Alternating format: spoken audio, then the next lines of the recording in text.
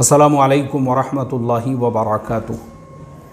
बिस्मिल्लाहिर्रहमानिर्रहीम नहमदुहु व नुसल्ली अला रसूलिहिल करीम अम्मा बाद। मोहतरम भाइयों, बुज़ुर्गों, दोस्तों, केरला के नौजवान शिहाब जो पैदल हज के सफ़र पे रवाना हुए, बहुत सारे लोग मुझे मुस्तकिल सवालात पूछ रहे थे इससे मुताल्लिक़। तो मैंने आज दोपहर में अपने चैनल के ऊपर एक वीडियो अपलोड किया कि देखो, मेरा ख़ुद का भी ये इरादा था बाय रोड हज का सफ़र करना। जैसे ही मैंने वो वीडियो चैनल पे अपलोड किया तो सवालात की और उसके ऊपर इश्कालात की भरमार हो गई है। मैं आपको कुछ कमेंट्स पढ़कर सुनाता हूँ, जिसके अंदर माशाल्लाह पढ़े लिखे जो लोग हैं उन लोगों को भी इस चीज़ पर एतराज़ है, उनका भी इस पर इश्काल है। पहला कमेंट जो है मौलाना मुनिस कासमी साहब, इन्होंने लिखा है कैसी बेकार की बात कर रहे हैं आप मुफ्ती साहब, उस बेवकूफ़ पैदल सफ़र की क्या ज़रूरत थी? अपने आप को बेवजह जोखिम में डालना कहाँ लिखा हुआ है? आपको ऐसे बेवकूफ़ों के बेवकूफ़ाना अमल की हौसला शिकनी की बजाय ऐसे गैर ज़रूरी अमल की तायीद कर रहे हैं। अब मौलाना मुनिस कासमी साहब का जो एक जुमला है यहाँ पर, इस तरह से आपने लिखा है कि अपने आप को जोखिम में डालना कहाँ लिखा हुआ है। देखो मौलाना, सबसे पहली चीज़ तो ये है, चाहे पैदल हज हो या बाय रोड हज हो, ये जो अमल है ना, ये अपने आप को जोखिम में डालना नहीं है। मैं आपको एक लॉजिक समझाता हूँ, इसका एक लॉजिक, पहले आप इस लॉजिक को समझो तो आपको ये मसला समझ में आएगा। देखो, अपने आप को जोखिम में डालना कब होता था? अगर शिहाब बग़ैर शूज़ के या बग़ैर चप्पल के, वो बग़ैर जो है ये खुले पैर सफ़र करता और वो ये कहता कि मैं ऐसे ही जो है बैतुल्लाह का सफ़र करूँगा, तब हम इस पर इश्काल और एतराज़ कर सकते थे कि नहीं भाई, आपका ये अमल गलत है, इसलिए कि रास्ते में क्योंकि अब ये मना है शरीयत के अंदर अपने नफ्स को जोखिम में डालना, अपने आप को ताब में डालना, अपने आप को थकवाना, ये बिल्कुल मना है।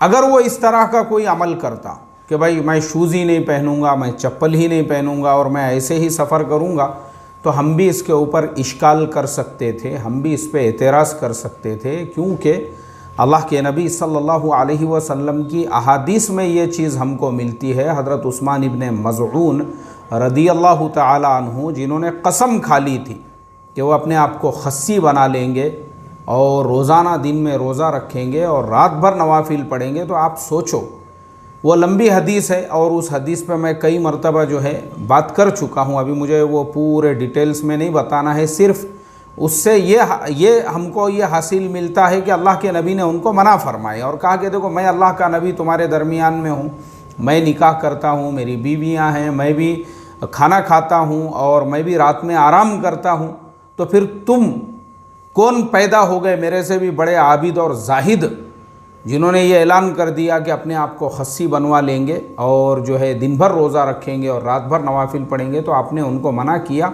और उनके लिए एक लिमिट लगा दी कि वो जो है एक दिन रोज़ा रखे और एक दिन इफ्तार करे, इसी तरह से रात में कुछ वक्त आराम करे और फिर उसके बाद उठकर अल्लाह की इबादत करे।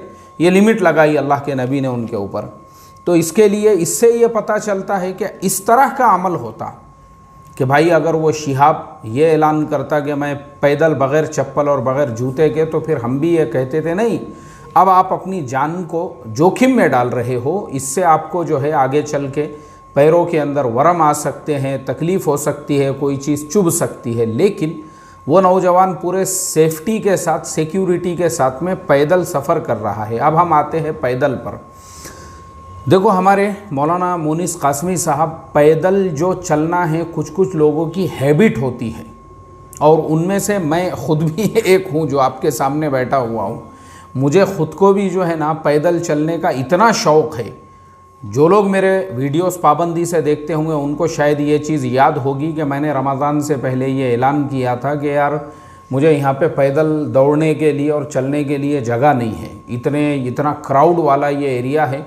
तो मैं इंशाल्लाह 3 महीने के लिए मलेशिया जा रहा हूँ और वहाँ समंदर के किनारे पे मैं रोज़ाना दौड़ूंगा, सिर्फ दौड़ने के लिए और पैदल चलने के लिए।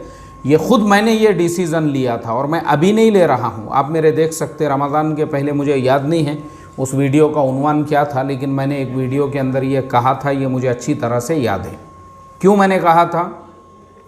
मैं खुद वो इंसान हूँ, नॉर्मली भी अभी समझो जैसे मुझे 1 किलोमीटर 2 किलोमीटर अगर जाना है ना, जैसे अभी यहाँ से हमारे यहीं से मेरे ऑफिस से ये भाजी मंडी है, मैं रोज़ाना पैदल ऐसा चक्कर लगाता हूँ। घर की ज़रूरियात का सारा सामान मैं खुद ख़रीदता हूँ। बस स्टॉप तक जाना है, मेरे पास पहले तो गाड़ी नहीं है, मैं आपको ये बता दूँ, ना मेरे पास कार है ना मेरे पास बाइक है, मैं पैदल ही चलता हूँ।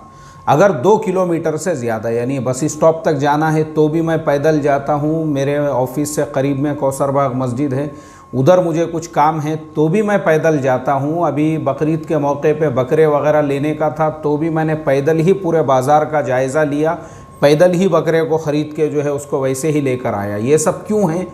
ये सब इसलिए नहीं है कि मैं बख़ील हूँ या मैं कंजूस हूँ या मुझे अपने पैसे बचाना है। अल्लाह का करोड़ों दर्जे करम है।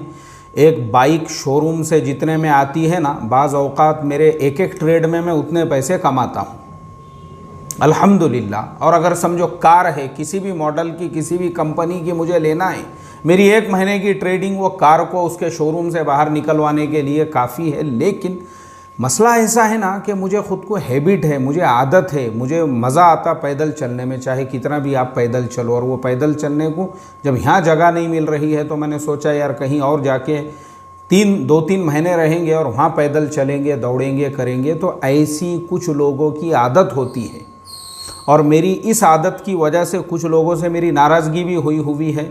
जैसा हम कहीं घूमने के लिए गए, अब मेरे साथ में जो साथी है वो एकदम नवाबी ख़ानदान के है, एकदम नाजुक है और उन लोगों के नज़दीक ये ऐब है पैदल चलना।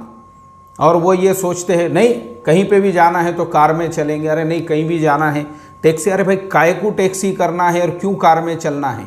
हम उस शहर में गए किस लिए?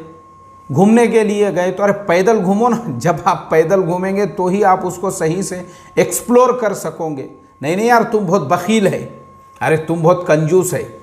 अरे भाई ये मसला बुख्ल का और कंजूसी का नहीं है, ये मसला है आपकी मेंटालिटी का कि आप यहाँ आए क्यों। आप तो एसी में अपने ऑफिस में भी बैठे हुए थे, अपने घर पे भी बैठे हुए थे, अपने गांव में भी बैठे हुए थे, फिर यहाँ क्यों आए आप? जब घूमने के लिए आए तो सीधा रोड पे घूमो ना। अब यहाँ भी अगर आप एसी कार के अंदर घूम रहे हैं तो आपका फ़ायदा ही नहीं है फिर कुछ यहाँ पे आके। ऐसी लोगों की मेंटालिटी होती है। इसीलिए अगर मुझे कहीं सफ़र भी करना है, अक्सर जगहों पर मैं जाता हूँ, मैं अकेला इसीलिए सफ़र करता हूँ। क्यों? क्योंकि लोगों की मानसिकता, लोगों की मेंटालिटी ऐसी है। लोग ये चीज़ों को आयब समझते हैं, पैदल चलने को या वज़न उठा के जो है रास्ते से चलने को। हर एक की अपनी सोच होती है। तो ये जो मसला है शिहाब साहब का पैदल चलना, ये उनको एक हैबिट है उसकी, और इसमें आदमी थकता नहीं है। मैं आपको जो मैंने बताया ना, मेरी खुद की बात है, मुझे खुद को थकावट नहीं होती। मैं कितना भी चलने दो, आप कितने भी किलोमीटर चलने दो, कितने भी कहीं पे भी चलने दो आप। इसीलिए मेरा अक्सर जो जमातों में वक्त लगा है, मैंने पैदल जमातों को तरजीह दिया। उत्तर प्रदेश में एकदम सख्त गर्मी के अंदर 45 डिग्री की गर्मी है और वैसे गर्मी में हमारा चिल्ला लगा हुआ है, लेकिन मुझे कुछ नहीं होता था। मैं चलते रहता था, एक गांव से दूसरा गांव, दूसरे गांव। निज़ामुद्दीन से हमको पूरी लिस्ट बना के वहीं से रुख मिल गया था कि भाई आपको यहाँ से लेके यहाँ तक पैदल का सफ़र करना है। हमने बोले ठीक है, मसला नहीं। उसके अलावा हमारे यहाँ पे भी महाराष्ट्र में, यहाँ पे भी मेरे जो बहुत सारा वक्त ऐसा ही लगा हुआ है। उसके अलावा मैं हज के लिए भी जब गया था तो मैंने मेरा पूरा हज वो पैदल ही अदा किया था। हमारे टूर वालों ने बस से मीना में ले जा के छोड़े वो पहले दिन, वो भी इसलिए ताकि मैं अपना खैमा देख सकूं। कहाँ है भाई खैमा? अच्छा ये अपना खैमा है, उसका पूरा नक्शा वगैरह जहन में रख कर उसके बाद फिर पूरे अरकान जो है हत्तल इम्कान हमने पैदल अदा किए। पैदल ही करना है, अपने सारे अरकान जो है वो पैदल चलो, पैदल ही जो है अराफा जाना है और फिर मुज़दलिफ़ा आना है और फिर मुज़दलिफ़ा से जो है वो कंकरियाँ मारने के लिए सुबह सुबह जो है जाना है और फिर कंकरियाँ मार के फ़ौरन मीना में अपने खैमे में आ गए। फिर वहाँ आने के बाद कुर्बानी है, उसके बाद हलक है और फिर उसके बाद में मीना में क़ियाम करके रोज़ाना भी जो जाना आना है जमरात को कंकरियाँ मारने के लिए वो पैदल ही जाना है, पैदल ही आना है। और फिर वहाँ से जो है तवाफ़ ज़ियारत के लिए भी जो जाना है पैदल जाना है, पैदल आना है। और लाखों लोग करते हैं, ऐसा नहीं कि मैं कोई अकेला इंसान था। हमको यहाँ पहले ही कहा गया था कि भाई आप पैदल चलने की प्रैक्टिस करो, इसलिए कि हज के लिए आप जा रहे हो तो ज़्यादा से ज़्यादा वहाँ पैदल चलने वालों का ही काम है, इसलिए यहाँ यहीं से प्रैक्टिस करते रहो। तो मौलाना मुनीस साहब कासमी, पहला आपका जो जुमला है कि अपनी जान को जोखिम में डालना है बिला वजह, ये जोखिम में डालना नहीं है, सेफ़ है। आज के ज़माने में जितना सेफ़ है ना, आप दिन में सफ़र, और उन्होंने भी पूरा तरतीब 1 साल पहले जो निकले ना वो इसी हिसाब से कि भाई रोज़ाना अपने को जो है 20-25 किलोमीटर चलना है और उसके बाद क़ियाम करना है। क़ियाम के लिए भी पूरा मतलब वो जान को जोखिम में डालना, कोई जंगलों में सफ़र नहीं कर रहे हैं वो, जहाँ पे जो है चीतों का और भेड़ियों का और इनका उनका जो है डर है। रास्ते में गाँव आ रहे हैं, लोगों से मुलाकात हो रही है, और फिर इसी तरह से जो है जहाँ पे उनको कुछ तबीयत वगैरह ख़राब होती है तो फिर माशाल्लाह दवाखाने। यानी हमारा आज का जो ज़माना है ना मौलवी साहब, बहुत ज़्यादा आराम का, सुकून का, चैन का। और अगर आप इंश्योरेंस लेते हैं ट्रैवलिंग, तो उसके अंदर और भी ज़्यादा आपको दीगर मुल्कों में भी जब आप जाते हैं, और अक्सर मुल्कों में आजकल वीज़ा के लिए वो कंपलसरी है, तो अगर आप इंटरनेशनल जो है ट्रैवलिंग इंश्योरेंस ले लेते हैं, उसके बाद तो किसी भी मुल्क में गए आप तो आपको वहाँ पे भी किसी किस्म के कोई तकलीफ़ की बात ही नहीं है, आप पूरी तरह से सेफ्टी में सफ़र कर रहे हो। तो ये जान को जोखिम में नहीं डालना है।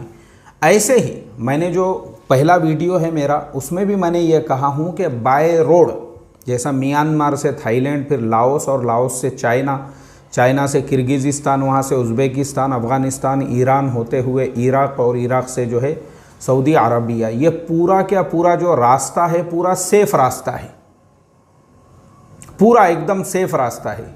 अब म्यांमार के हालात ख़राब है तो उसमें भी मैंने ये बताया हूँ कि भाई म्यांमार के जो हालात है वो थोड़े से ख़राब है, इस एतबार से अभी हम अवॉइड करें, वैसे उसका बॉर्डर अभी ओपन भी नहीं है। अब मैं यहाँ पे आपको एक और बात बताता हूँ। फिर ये इतना जो लंबा सफ़र है ना, पहले ज़माने में क्या होता था, जो 2-2 महीने 3-3 महीने के जो लोग पानी के जहाज़ों में वो सफ़र करते थे, उसका सबसे बड़ा फ़ायदा होता था कि उस सफ़र के दरमियान में लोग हाफिज़ कुरान बन जाते थे, क्योंकि वो इबादतों वाला सफ़र है। लोग हाफिज़ कुरान, ऐसे वाक़ियात है हमारे बुज़ुर्गों के कि उन्होंने जो है पानी के जहाज़ में सफ़र किया, रमज़ान से पहले जहाज़ निकला, पता चला कि भाई जो है जहाज़ के अंदर तरावीह सुनाना है और उसमें कुरान करीम सुनाना है, और कोई हाफिज़ नहीं है, तो रोज़ाना एक पारा याद करते थे, और कुरान से ऐसा शगफ़ था, लगाव था कि लोग हाफिज़ कुरान बन गए वो सफ़र के दरमियान में। तो सीखना सिखाना भी होता था। अब हमने भी जो तरतीब बताया ना, बाय रोड जाना, इसका सबसे बड़ा फ़ायदा जो सैर व तफरीह, बाज़ लोगों ने मुझे लिखे, ये एक साहब ने लिखे, क्या नाम है इनका, मोहम्मद सैयद साहब है या सईद साहब है, इन्होंने लिखे, मौलाना साहब ये जो जनाब है पागल हो गए हैं, 11 कंट्रीज़ का सफ़र कैसे करेंगे, हज के लिए आना है या तफरीह के लिए जाना है, सोना कहाँ, बॉर्डर हर मुल्क का क्रॉस करना है, इतना आसान नहीं है। तो ये बिल्कुल गलत बात है। ये मौलवी साहब बहुत आसान है, बहुत आसान है। मैंने पहले भी बताया, सिर्फ चाइना का वीज़ा लेने की आपको ज़रूरत है। जो इंडियन हमारा पासपोर्ट है, 60 मुल्कों के लिए हमको वीज़ा लेने की ज़रूरत नहीं है। हमारा इंडियन पासपोर्ट भी कोई कमज़ोर नहीं है, 60 मुल्कों के लिए। इसीलिए मैंने कहा हूँ भाई पाकिस्तान, अब वो मोहम्मद शिहाब ने जो वो जा रहे हैं पाकिस्तान बॉर्डर से, तो वो मुझे ख़ुद को पता नहीं है कि पाकिस्तान वीज़ा उनको कैसे मिला, या फिर उनके पास पासपोर्ट जो है किसी और मुल्क का है। मैंने पहले भी कहा हूँ, अगर वो NRI है, जैसे किसी और मुल्क के का पासपोर्ट, कनाडा है, या फिर उनके पास US, UK या किसी और देश का पासपोर्ट है, तो फिर तो उनको वीज़ा की भी ज़रूरत नहीं है। लेकिन मान लो अगर उनके पास इंडियन पासपोर्ट ही है, तो ये मुझे भी नहीं पता कि पाकिस्तान एम्बेसी ने या पाकिस्तान कॉन्सुलेट ने उनको किस बेस के ऊपर वीज़ा दिया। अगर वो हमको भी पता चलता है, हम भी कोशिश करेंगे उसके लिए, ताकि उस रास्ते से बाय रोड हज कर सके। अब बाय रोड हज पे जो हम आते हैं ना, मैंने दोपहर में भी ये चीज़ बताया हूँ कि रोड से हज करने का सबसे बड़ा फ़ायदा ये है, जब हम इंडिया में सफ़र करते हैं तो ख़ुद हमारा मुल्क इतना बड़ा है कि किस सूबे में मुसलमान किस हालत में ज़िंदगी गुजारते हैं हमको नहीं मालूम है। अब हम यहाँ से जो है जब सफ़र करते हुए आगे बढ़ेंगे और हमको पता चलेगा भाई आसाम के मुसलमान कैसे रहते हैं, वहाँ के मुसलमानों के हालात कैसे हैं, फिर मणिपुर का जो इलाका है वहाँ पे मस्जिद मदरसे कैसा निज़ाम चलता है। अब हम जो है म्यांमार में चले गए। म्यांमार में जाने के बाद बर्मा में मुसलमानों की क्या हालत है, वहाँ के लोग कैसे रहते हैं, वहाँ के मदारिस का मसाजिद का निज़ाम कैसा है। अब हम ये रास्तों से गुज़रेंगे ना तो हमको मुसलमानों के अहवाल पता चलेंगे और उन इलाक़ों के जो अल्लाह वाले हैं हम उनसे मिलते, वहाँ के मदारिस की विज़िट करते हुए और वहाँ के दीनी अहवाल को जानते हुए अगर हमको ये लगता है कि भाई वो इलाक़ों के अंदर जो है बहुत ही ज़्यादा मेहनत की ज़रूरत है, तो हम बाकी मुसलमानों को इस चीज़ के बारे में वहाँ की कारगुजारी सुना सकते हैं कि देखो हम अपने मुल्कों में अपने मस्जिद और अपने मुसल्ले और अपने 1.5 ईंट की मस्जिदों के अंदर खुश है और माशाल्लाह ये समझ रहे हैं कि बस हम अमल कर रहे हैं, हमारी तहज्जुद वगैरह हो रही है तो बहुत अच्छे हम हालात में हैं।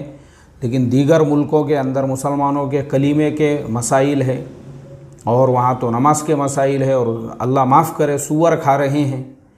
अल्लाह हिफाजत फरमाए गैरों की, बातिल की, उनके ऊपर इतनी मेहनतें हो चुकी है। जब सफ़र करेंगे तो पता चलेगा। बाय रोड अब आपने म्यांमार देखे, उसके बाद आप थाईलैंड चले गए। अब थाईलैंड के ये जो शहर है वहाँ पे चियांग माई और उसके बाद है चियांग राई, ये दोनों शहर नॉर्थ थाईलैंड में आते हैं और बड़ी बड़ी मस्जिदें हैं वहाँ पर। ऐसा नहीं कि वहाँ मस्जिदें नहीं, चियांग राई के अंदर इतनी बड़ी मस्जिद है वहाँ पे, और वो मस्जिद जो है वहाँ पे दारुल उलूम भी है, एक मदरसा भी है। अब हम वो रास्तों से गुज़र रहे हैं तो हमको पता होना चाहिए कि भाई इन मुल्कों में दीन की क्या शक्लें हैं, सूरतें हैं, मेहनतों की क्या शक्लें सूरतें हैं। उस एतबार से हम जो है वहाँ की कारगुजारी भी पूरी उम्मत को बता सकते हैं ताकि उम्मत में ये तड़प और लगन पैदा हो कि भाई इन मुल्कों में कितनी मेहनत की ज़रूरत है। अब आप वहाँ से लाओस चले गए, लाओस से फिर आप जो है चाइना में एंट्री हो गई, जैसा मैंने बताया मेरे सुबह के दोपहर के वीडियो में भी। फिर आपको वो हालात पता, देखो ये जो सफ़र है पहले ज़माने में अल्लाह वाले जो सफ़र करते थे ना वो इसी एतबार से और इसीलिए सहाबा इकराम ने भी तो सफ़र किए ना, और वो तिजारती सफ़र था उनका। जो सहाबा ने दीन की मेहनत पूरी, ये जो पूरा खित्ता है चाइना तक जो सहाबा पहुँचे और मलेशिया, इंडोनेशिया और बाकी दुनिया के मुल्कों में जो इस्लाम की उन्होंने तबलीग की है, ज़रिया किसको बनाया उन्होंने? तिजारतों को। ये उनके तिजारती सफ़र थे और तिजारत के रास्ते से वो हिकमत इसे कहते हैं, कुरान में कहा ना उदउ इला सबीली रब्बिका बिल हिकमति वल मौइज़तिल हसना। इस रास्ते से वो जो है इन मुल्कों के अंदर दाखिल हुए और फिर प्यार से, मोहब्बत से और हिकमत के साथ वो उन मुल्कों में काम करते रहे, मेहनतें करते रहे। उन्हीं की कोशिशों, मेहनतों, तारीख़ उठाकर देखो, ये पूरे इलाक़ों में कोई जंग नहीं हुई है। ईरान जब फ़तेह हो गया, ख़त्म हो गया, उसके बाद के जो ममालिक है आप देखो तारीख़ के अंदर आपको कहीं पे भी जंग का जिक्र नहीं मिलेगा। ये तुर्कमेनिस्तान हज़रत उमर फ़ारूक रज़ी अल्लाह ताला अन्हु के ज़माने में ईमान में दाखिल हो चुका था। फिर उसके बाजू में जो है कज़ाकिस्तान है, नीचे उज़्बेकिस्तान है, बाजू में किर्गिज़िस्तान है, इधर से जो है ताजिकिस्तान है। फिर किर्गिज़िस्तान से और कज़ाकिस्तान से एंट्री होती है चाइना में, जिसको उस ज़माने में तुर्किस्तान कहते थे, आज हम लोग शिनजियांग उसको कहते हैं, जो उइगर मुसलमानों का जो सूबा है। और वहीं से आगे फिर चाइना है। हज़रत साद इब्न अबी वक्कास रज़ी अल्लाह ताला अन्हु के बारे में मैंने पढ़ा हूँ, 3 मरतबा उन्होंने चीन का सफ़र किया। 3 मरतबा मिलता है रिवायतों के अंदर, 3 मरतबा उन्होंने सफ़र किया। और हज़रत जाफ़र बारे में भी ये मिलता है, हालांकि उन्होंने हबशा की हिजरत की थी, लेकिन फिर भी उनके अहवाल में मिलता है कि उन्होंने भी एक चाइना का सफ़र किए थे दावत के एतबार से। हालांकि उनकी शहादत तो अल्लाह के नबी सल्लल्लाहु अलैहि वसल्लम के ज़माने में ही हुई, जंग मौता के अंदर। तो सहाबा की ज़िंदगियों में ये वाक़यात हमको मिलते हैं। भाई सहाबा ने ऐसे जो सफ़र किए ना, हमारा मसला कैसा है, हम रहते अपने खुराड़ों के अंदर, अब खुराड़े से बाहर ही निकलने को तैयार नहीं है। हमारा जो कंफर्ट जोन है, हम अपने खुराड़े से बाहर जब तक नहीं निकलेंगे हमको पता कैसे चलेगा दुनिया कैसी है और दुनिया में मुसलमान किन हालात में ज़िंदगी गुजार रहे। मेरा सवाल है ये, खुराड़े से ही नहीं। और वो काबिल तारीफ़ है, शिहाब जो पैदल निकला है ना, उसने लोगों को एक मैसेज दिया, एक मोटिवेशनल मैसेज कि भाई जब मैं पैदल हज को सफ़र कर सकता हूँ आज के ज़माने में भी, तो तुम बाय रोड क्यों नहीं कर सकते? करो ना रोडों से सफ़र, तो तुमको पता चलेगा कि भाई दुनिया के दीगर मुल्कों के ईमान वाले कैसे हैं। जैसे हमने तो इंडिया के मुसलमान देखे हैं, और हमको तो खाली इंडिया का इस्लाम पता है कि भाई हमारे पास तो खाली जुब्बा पहनना इस्लाम है, टोपी आ गई माशाल्लाह, खांदे पे रुमाल आ गया 12 हाथ का, ये हमारा इंडियन इस्लाम है। फिर चाहे वो इस्लाम मुआमलात में ना हो, फिर वो चाहे मुआशरत में ना हो, फिर हमारे भी शादी ब्याह जो है पूरी गैरों की तरह से हो रही है, धूम धड़ाका, उसके अंदर भी जो है पूरी फजूल खर्ची। हाँ, जुब्बा बराबर है, जुब्बे के इस्तरी पे फ़र्क नहीं आना चाहिए। तो हमको पता चलेगा ना दुनिया के बाकी मुल्कों का इस्लाम, यानी वहाँ इस्लाम पे कैसा अमल है। अभी जैसे चाइना की ही मिसाल मैंने दे दिया हूँ, अब वो मुल्कों में अब वहाँ मदारिस का निज़ाम कैसा है। अब आपको पता है क्या, आपको पता है, अभी मुझे हमारे एक मौलाना जो दूसरा साल लगा के आए तबलीग में, वो मुझे बता रहे थे कि मोरितानिया में उनका वक्त लगा, तो बोले मोरितानिया में 17 साल की आलिमियत की तालीम 17 साल की है। पता है हमको, नहीं मालूम हमको। अब वहाँ पे क्या पढ़ाते होंगे वो 17 साल की जो आलिमियत है उनकी, वो 17 साल के अंदर चारों मसालिक की पूरी मुकम्मल तालीम जो है वो देते हैं। चारों मसालिक की वहाँ पे पूरी तालीम होती है जी, चारों मसालिक की पूरी तालीम होती है, चारों मसालिक के बारे में पूरा वहाँ पे पढ़ाते हैं। और चारों मसालिक की तालीम के बाद फिर जो है 17 साल की पूरी मुकम्मल और हदीस की तमाम किताबें वहाँ पे पढ़ाई जाती है, तमाम मसालिक की। और तब जाके वो जो पढ़ने वाला है उसके बाद फिर उसको 17 साल के बाद में जो है सनद फजीलत दी जाती है।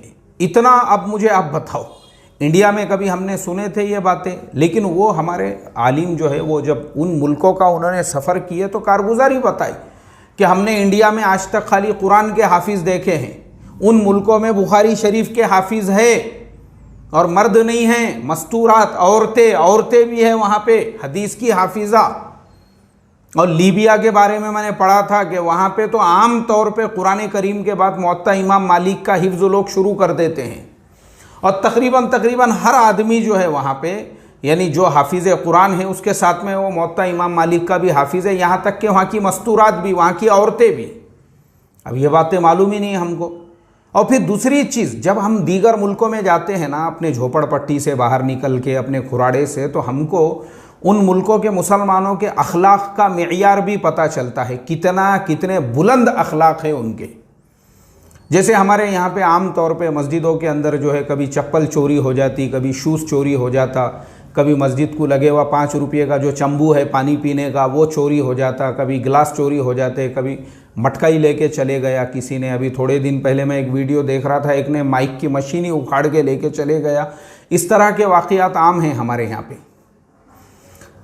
अब वहाँ पे आप सफ़र करो, ये मैंने मेरी आँखों से देखा। मलेशिया के अंदर जो है नमाज़ पढ़ रहे हैं हम लोग, मेरी अहलिया भी मेरे साथ में थी, मैंने खुद देखा ये चीज़ कि एक मस्तूरात जो है वो कार कौन सी कार, अपनी भस्कापुरी कार नहीं, जो अपने यहाँ पे 25-25, 30-30 हज़ार में सेकेंड हैंड कार ख़रीद के अपन अपने आप को बहुत बड़ा कार वाला समझते, पी पूरे गली में सबके नाक में दम करके वो लेके जाता, खाली बताने के लिए कि मैंने भी मारुति 800 का टपरा ख़रीद लिया बोल के। वैसी कार नहीं, 1.5 करोड़ और 3 करोड़ की जो ऑडी कार आती है वैसी कार लेके एक मस्तूरात जो है वो उसने अपनी कार खड़े की और उसका बेटा निकला उसमें से।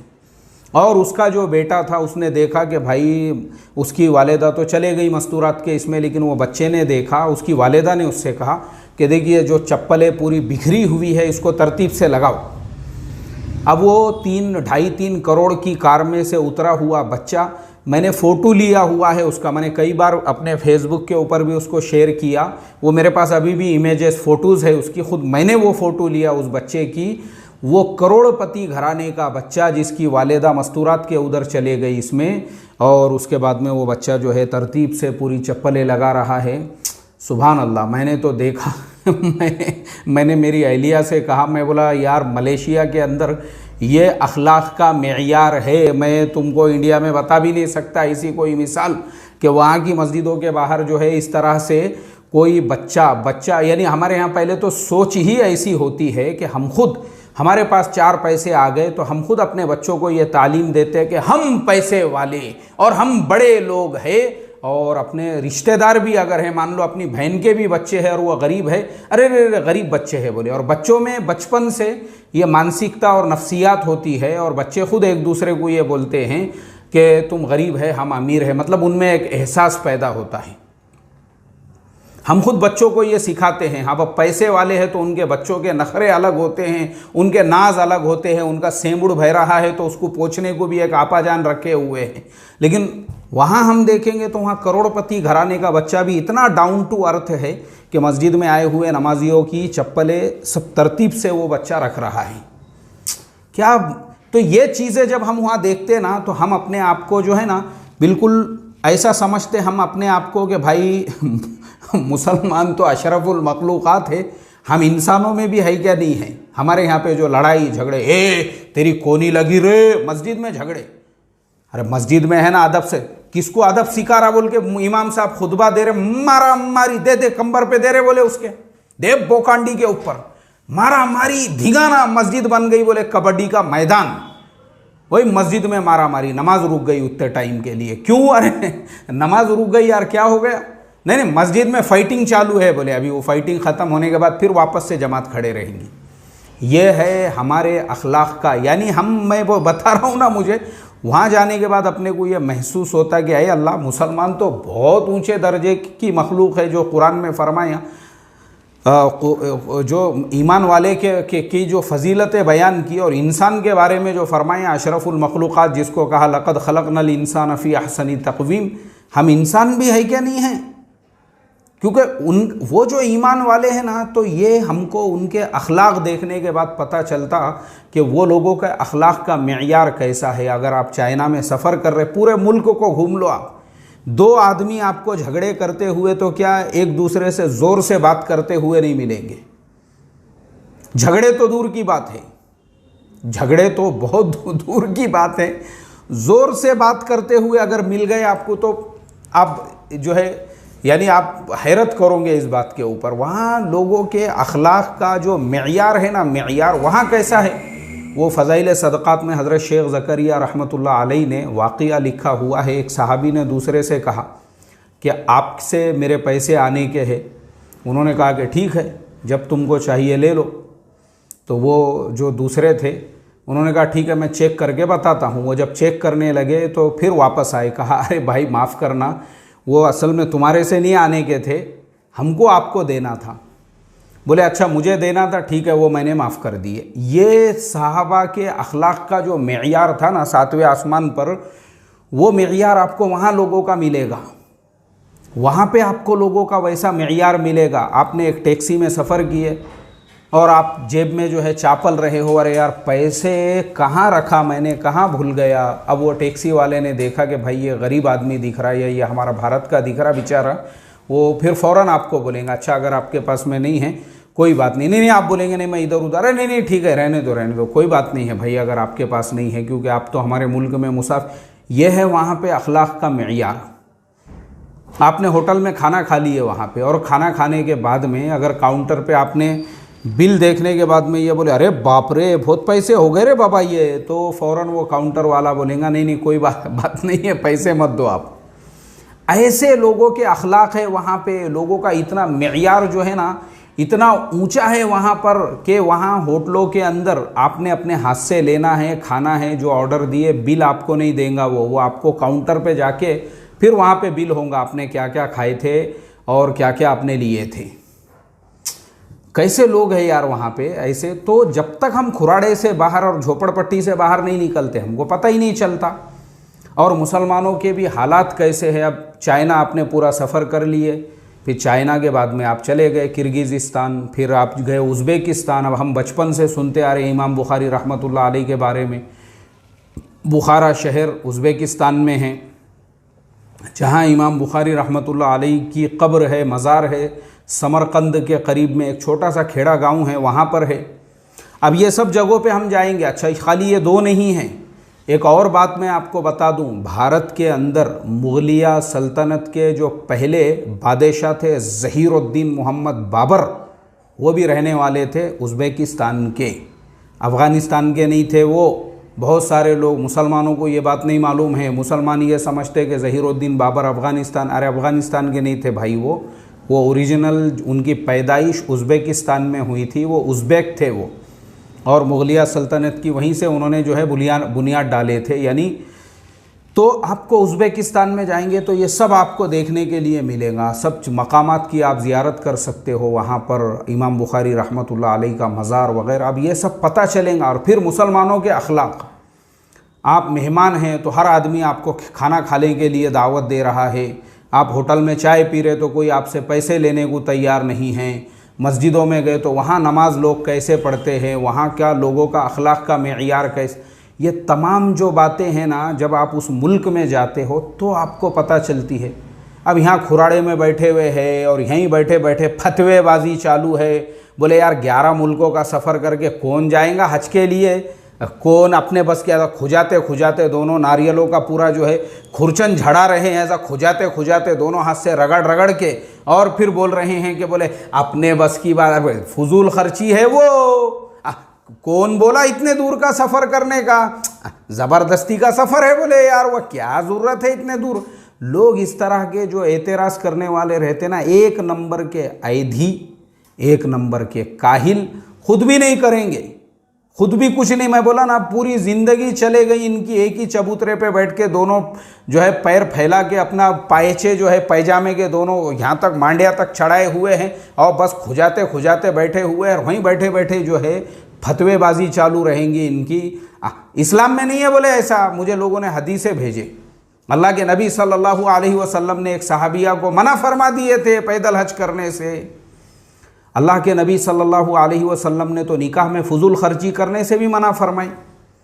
फरमाया कि सबसे बरकत वाला निकाह वो है जिसमें ख़र्चा सबसे कम हो। अब यहाँ मुझे बताओ ना, आप कौन सा मुसलमान है बग़ैर फजूल खर्ची के जो निकाह कर रहा है। वलीमे के बारे में फ़रमाया कि वो वलीमा सबसे ज़्यादा जो है अल्लाह को नापसंदीदा है, और जिस वलीमे में अमीरों को तो बुलाया जाए और गरीबों को नहीं बुलाया जाए, बदतरीन वलीमा उस वलीमे को कहा है। अब हमारे यहाँ तो मियाँ भाई लोग 10-10 करोड़ ख़र्चा कर रहे, और वो जो है रशिया से और ऑस्ट्रेलिया से नाचने वालियों को बुला के स्टेज पे रात रात भर नचा रहे। अब यहाँ अल्लाह के नबी का हुक्म नहीं टूट रहा है।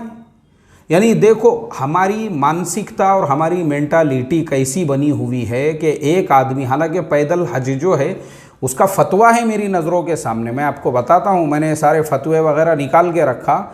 यह है दारुल इफ्ता जामियातुल उलूम अल इस्लामिया अल्लामा मोहम्मद यूसुफ बन्नूरी टाउन, ये वहाँ का जो है फतवा है, और डिटेल में यही सेम टू सेम किसी ने सवाल किया हुआ है, और सवाल बहुत पुराना है ये, लेकिन आज मुझे मिल गया। और यही लिखा है कि अगर कोई शख्स हिंदुस्तान के किसी खित्ते से आज के इस हाईफाई दौर में पैदल हज करना चाहता हो, जबकि उसके पास हज के तमाम वसाइल मौजूद हो, तो उन्होंने जो है जवाब जो दिए उसके नीचे तिरमिज़ी शरीफ की हदीस है, उसके हवाले से उन्होंने ये जवाब दिया हुआ है कि सूरत मसऊला में पैदल हज पर जाना जायज़ है। खलास हो गया मसला, पैदल हज पर जाना जायज़ है बस। अब ये पैदल हज के बारे में जो है उन्होंने जो है कह दिया कि भाई जायज़ है। हाँ, उसमें आगे लिखा है उन्होंने कि उसमें जो है शोहरत और नामो नमूद और नुमाइश वगैरह मकसूद ना हो, और अल्लाह के नबी सल्लल्लाहु अलैहि वसल्लम ने दुश्वारी वाले कामों से मना फरमाया है। बिल्कुल ये बात अपनी जगह पे बिल्कुल हक़ है कि अल्लाह के नबी ने दुश्वारी वाले कामों से मना फरमाया है। दुश्वारी मतलब अगर वो पैदल बग़ैर शूज़ के और बग़ैर जो है चप्पल के हज करता, हम कहते थे कि बिल्कुल गलत है। लेकिन चूँकि पैदल चलना, सिर्फ पैदल जो चलना है, ये कुछ लोगों की हैबिट होती है, हैबिट यानी आदत होती है, उनको बिल्कुल थकान नहीं होती है। और मैंने पहले ही कहा हूँ, उनमें से एक मैं हूँ। मुझे ख़ुद को जो है ना, कितना भी पैदल चलो आप, मुझे बिल्कुल थकावट ना महसूस नहीं होती, और नहीं, और बल्कि उल्टा अच्छा लगता पैदल। मुझे पैदल चलने को नहीं मिल रहा है तो मैं परेशान हूँ उसके लिए, इसीलिए मैंने रमज़ान से पहले वो वीडियो डाला था। तो जब जायज़ है शरई एतबार से, और ये बन्नूरी टाउन जो है वहाँ का जो ये दारुल इफ्ता है, उनका जब इसके ऊपर फतवा है तो मसला वहीं पे ख़त्म हो गया। अब ज़बरदस्ती उसके अंदर जो है इस तरह से हमने इस तरह की बातें बनाना, जैसे ये जो है लिखी हुई सारी बातें हैं यहाँ पर, और उस अमल को जाहिलाना और बेवकूफ़ाना कहना, मैं कहता हूँ बिल्कुल गलत बात है ये। वो नौजवान जो चल रहा है, बिल्कुल हम लोगों ने भी, अब आते हैं हम इसके ऊपर। मैं ख़ुद आपको बता दूं, अभी मैं थोड़े दिनों पहले स्पाइस जेट की फ़्लाइट में सफ़र कर रहा था। मैंने उसके बाद में पोस्ट भी किया था इसके बारे में। इतना यानी मैं पूरे सफ़र में अल्लाह ताला से बस यही दुआ करता रहा। वो जो जहाज़ की आवाज़ थी वो इतनी ख़तरनाक, पहले तो वो जहाज़ 6 घंटे लेट हुआ। ऐलान ये किए कि बोले भाई जहाज़ जो है वो 6 घंटे लेट होगा। हम लोग बैठे हुए हैं, सारे लोग परेशान हैं, बच्चे रो रहे हैं, बूढ़े बड़े लोग हैं, उनके दवा गोलियों के मसले हैं और पानी की बोतल भी साथ में नहीं लेने दी जा रही है। ऐसे सारे मसले मसाइल के अंदर क्या हो गया, 6 घंटे के बाद पता चला कि चलो अब जहाज़ में बैठना है। तो मैंने आज तक जितने सफ़र किया ना, उसमें ये मेरा पहला सफ़र ऐसा था कि बैठते ही इतनी ख़तरनाक आवाज़, सारे लोगों ने अपने अपने कान बंद कर लिए। बोले भाई हम पहुंचते क्या नहीं इंडिया सही सलामत। तो अंदर जो लोग का जो पायलट साहब जो चक्कर मारने को आए थे, उन्होंने लोगों को इत्मीनान दिलाए। बोले भाई घबराओ मत, जहाज़ में कुछ प्रॉब्लम था, हमने वो सही कर दिए। तो लोगों ने बोले ये आवाज़ तो बहुत ख़तरनाक, नहीं वो उसका कुछ मसला नहीं है, बोले जहाज़ अभी सफ़र कर सकता। अब जब जहाज़ रनवे पे दौड़ने लगा तो आवाज़ और बढ़ गई, लोग और परेशान हो गए। उस वक्त में मैंने अल्लाह ताला से रो रो कर और गिड़गिड़ा कर ये दुआ किया। मैंने कहा आए अल्लाह, अब मुझे लगता है ये सफ़र आखिरत का सफ़र है, ये तो हमारे सारे गुनाहों को माफ़ कर दे और बस अब हमको जन्नतुल फिरदौस में जगह आता फरमा। बोल के मैंने आंखें बंद करा और पूरे रास्ते से मैं जो है अस्तग़फिरुल्लाह अल्लज़ी ला इलाहा इल्ला हुवल हय्युल क़य्यूम व अतूबु इलैहि पढ़ता रहा, ताकि ज़िंदगी के सारे गुनाह अल्लाह ताला माफ़ कर दे। फिर हम जब इंडिया के अंदर लैंड होने लगे, मुझे लगा, मैं बोला अरे नहीं ज़िंदा है अपन, सही सलामत पहुँच गए। वरना मैंने उस वक्त ये नीयत किया था, मैं बोला भाई ये अपना आखिरी सफ़र है प्लेन का, इसके बाद अब अपन बैठने वाले नहीं है प्लेन के अंदर। ये यानी पूरे सफ़र में आपको हैबत और घबराहट और वो इंजनों में से ऐसा आवाज़ निकल रहा था, लगा कि इसीलिए उसके बाद मैंने जो पोस्ट किया ना कि स्पाइस जेट के 17 दिनों के अंदर 9 से 10 वाक़यात ऐसे पेश आ गए। कहीं पे इंजन फेल हो रहा है, कहीं दुबई जाने वाले जहाज़ को रास्ते में ही जो है उतार रहे हैं। इस तरह के जो वाक़यात दरमियान में फिर ऐसे 9 दिनों में 17 दिनों में ऐसे 9 से 10 वाक़यात पेश आ गए, वही एक ही कंपनी के। तो ये जो है ना, जो रोड का सफ़र रहता वो एकदम सहूलत वाला, उसमें आदमी को इत्मीनान होता है, सुकून होता है। अब बाज़ लोगों को मोटरसाइकिल का सफ़र, बाज़ लोगों को कार का सफ़र नहीं जमता, वो उनको उल्टियाँ होती है, उसमें मतलियाँ होती है, उनको सर में दर्द होता है। तो अपनी अपनी आदत होती है, ये कोई मुश्किल नहीं है, कोई इम्पॉसिबल नहीं है। अभी मैं आपको जो है आखिरी में 2 मिसालें दे के बात ख़त्म करूँगा। मैंने ख़ुद एक वीडियो देखा हुआ हूँ, लोगों ने लंदन से मक्कतुल मुकर्रमा का हज का सफ़र किए बाइक के ऊपर, ये एक हो गया। दूसरा एक और चैनल है, मैं हमारे वो भाई का नाम भूल रहा हूँ, जो जर्मनी से, उनका ननकाना साहब, पंजाब के अंदर ननकाना साहब जो गांव है, वो उनका गांव है, वो बेचारा जर्मनी से चला और मैंने पूरा सफ़रनामा देखा उसका। वो जनाब जो है जर्मनी से चले, जर्मनी से ऑस्ट्रिया में उन्होंने एंट्री किए, ऑस्ट्रिया के बाद में जो है बुल्गारिया, ऑस्ट्रिया के बाद में जो है बोस्निया हर्ज़ेगोविना से जो है फिर वो क्रोशिया के बाद में जो है मोंटीनीग्रो के बाद में वहाँ से जो है अल्बेनिया के बाद में जो है बुल्गारिया से तुर्की से फिर ईरान, और ईरान से जो है वो अपने मुल्क में पहुँचे ननकाना साहब। और ख़ास बात ये थी, वो बंदे के पास था जर्मनी का पासपोर्ट, और जर्मनी का पासपोर्ट दुनिया का एक ज़माने में पहले नंबर का पासपोर्ट था, अभी भी तीसरे या चौथे नंबर का पासपोर्ट आज भी है वो, जिसमें दुनिया के कम से कम उनको 190-95 मुल्कों में वीज़ा लेने की ज़रूरत ही नहीं है, बस पासपोर्ट बताओ आगे बढ़ते जाओ। तो वो जो बंदा है ननकाना साहब तक आया, और ननकाना साहब आने के बाद फिर वो अल्लाह का बंदा जो है अपने घर पे अपने माँ बाप के साथ में कुछ दिनों तक रहा, और फिर वो हज के सफ़र पे, अभी इस हज के अंदर वो बंदा जो है हज के लिए रवाना हुआ, और उसने फिर, मैंने वो भी पूरा सफ़रनामा देखा उसका, ननकाना साहब से वो निकला अकेला, उसको कोई जानता नहीं पहचानता नहीं, कोई गांव में उसकी मेहमान नवाजी नहीं कर रहा, उल्टा एक जगह उसकी गाड़ी का एक्सीडेंट हो गया और हाथ वगैरह सूज गया, मुझ गया, टेढ़ा हो गया। फिर एक गाँव वाले ने जो है उसको लेकर गया अपने घर पे और उसका इलाज वगैरह कराया। और उसकी गाड़ी भी ठीक ठाक करा के दिया बेचारे को। तो उसने असल में क्या है, अच्छा ये शिहाब भाई का भी मसला ऐसा ही है, वो बेचारे ने किसी को बोला नहीं कि मैं जो है इस तरह से मेरी खिदमत करो या हर गांव में मेरे इस्तकबाल के लिए आओ। अब लोग आ रहे हैं तो उसको क्या करेंगे। जैसा मैंने वो जो बंदे का बताया हूँ, मैं नाम भूल रहा हूँ यार, हमारे वो जो मैं अक्सर उनके वीडियोस जो है ना देखते रहता हूँ, पूरे मैंने देखा हूँ उनके तकरीबन सारे जो वीडियो, और बाज़ वीडियो तो 5-5 बार देखा हूँ, ताकि मुझे अगर बाइक से सफ़र करना है तो मेरे लिए मैं क्या उनके उससे हासिल यानी डॉक्यूमेंट्स वगैरह कैसे बनाना है और कैसा सफ़र करना है, वो सब सीखने के लिए। तो शिहाब वो बेचारा जो था उसको अरबाज़ भाई, अब नाम याद आया मुझे, अरबाज़ भाई को तो कोई पहचानता नहीं था। वो अरबाज़ भाई बेचारा जो है किसी भी गांव में जा रहा तो 1-2 लोग जो पहचानते होंगे उसको, उसका वीडियो कभी देखे होंगे, वैसा कोई एक आधा आदमी उसको मिल रहा है, उसके अलावा कोई भी नहीं। वो फिर इराक़ गया, इराक़ में उसको कोई नहीं पहचानता। वो बेचारे ने खुद अपने ख़र्चे से बगदाद है, बसरा है, कूफ़ा है, नजफ़ है और ये सारे शहरों की ज़ियारत की है। उसके बाद वो चले गए कुवैत। फिर कुवैत में कुछ हमारे जो इंडिया के लोग हैं और पड़ोस के लोग हैं वो उनको पहचानते थे। फिर उन लोगों ने उनकी थोड़ी सी मेहमान नवाजी वगैरह की और उनको शहर वगैरह दिखाया और उनको सऊदी के बॉर्डर तक छोड़ दिया। फिर वो वहाँ से मदीना मुनव्वरा, मैंने बताया ना पहले मदीना मुनव्वरा आता है, फिर वो मदीना गए। तो फिर मदीना के अंदर ख़ुद सऊदी के एक जनाब है, मैं उनके भी वीडियोज़ वगैरह देखता हूँ, फिर उन्होंने उनका इस्तकबाल किए और मस्जिद नबवी सल्लल्लाहु अलैहि वसल्लम में उनको लेकर गए। रमज़ान शुरू हो चुका था और फिर उन्होंने जो है मस्जिद नबवी में अपना इफ्तार किया। तो माशाअल्लाह वो वक्त पे मदीना मुनव्वरा जो है पहुँच गए और फिर उन्होंने मदीना मुनव्वरा में कुछ दिनों तक क़ियाम किया। फिर वहाँ से बाइक के ऊपर जो है मक्कतुल मुकर्रमा के लिए। तो ऐसा उन्होंने भी हज का पूरा सफ़र किए, लेकिन उनको कोई नहीं जानता था। अब हमारे इंडिया में मसला कैसा है, हमारी आबादी है बहुत बड़ी और हम जो लोग हैं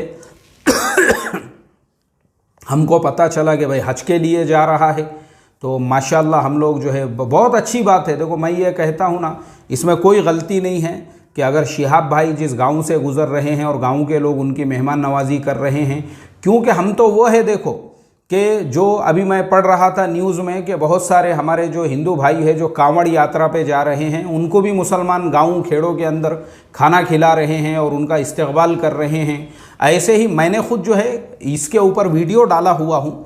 जैसे हमारे महाराष्ट्र के अंदर जो है लोग आड़ंदी की जत्रा को जाते हैं और यात्रा निकलती है, तो कई जगह पे मुसलमान उनके लिए बड़े बड़े कैंप लगाते हैं और उनको दवाएं वगैरह उनके लिए इंतज़ाम रखते हैं, उनको खाना खिलाते हैं, उनके रुकने का इंतज़ाम करते हैं। तो देखो हम तो, हमारे दिलों में तो इतनी वसाअत है हमारे हिंदू भाइयों के लिए, हमारे बिरादरान वतन के लिए। अब ये बंदा तो हज के सफ़र पे जा रहा है, अब इनका अगर लोग रास्ते में इस्तकबाल कर रहे हैं तो कौन सी गलत बात है उसके अंदर। इससे क्या है और लोगों को मोटिवेशन मिलता है।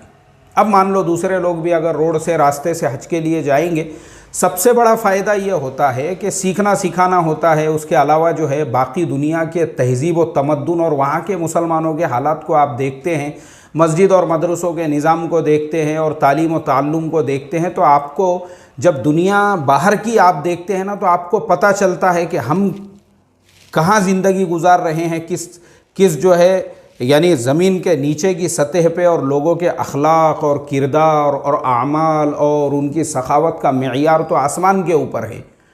तो हमको एहसास होता है।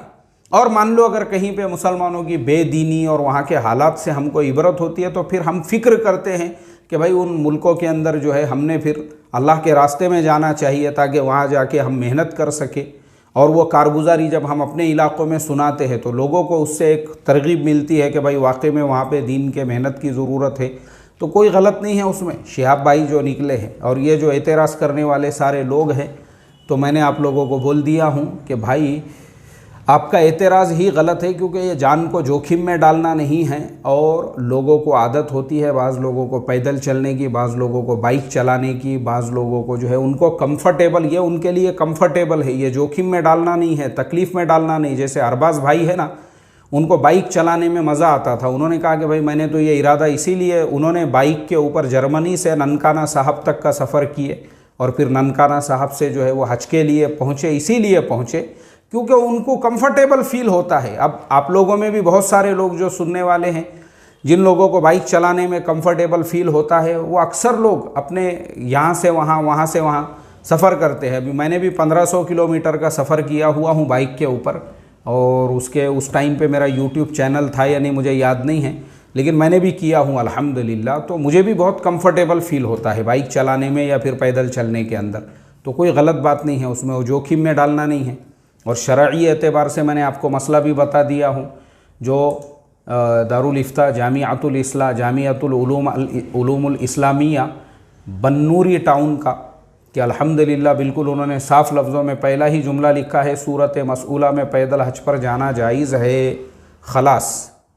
तो इसके लिए भाई मैं आप सब लोगों से यही रिक्वेस्ट और दरख्वास्त करूँगा, इश्काल करना और एतराज़ करना हम बंद करें, बल्कि ये देखें कि मुसलमानों में जो खुराफात है, खुराफात, अल्लाह के नबी ने तो फजूल खर्ची से भी मना फरमाया, अल्लाह के नबी ने शराब पीने से तो कुरान में मना फरमाया गया है, और सूद लेने और देने से अब आज तो मुसलमानों में आम है ये सारी बीमारियां। तो इसके लिए हम मेहनत करें ना, जो करने के काम है वो शादी की फजूल खर्ची अगर हम ख़त्म कर देंगे और कम कर देंगे तो मुसलमानों की लाखों बहन बेटियों के निकाहों का इंतज़ाम होगा बेचारियों का।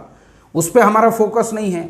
मंगनी करना, रस्म करना ये भी नाजायज़ है, इस पर कभी हमारा फोकस नहीं है, कभी हमने इसके ख़िलाफ़ बात नहीं की है कि भाई ये जो मंगनी करना है, साखर पुड़ा करना है, रस्म करना है, कहाँ है हदीस में, कुरान में किन साहबी ने किया था ये?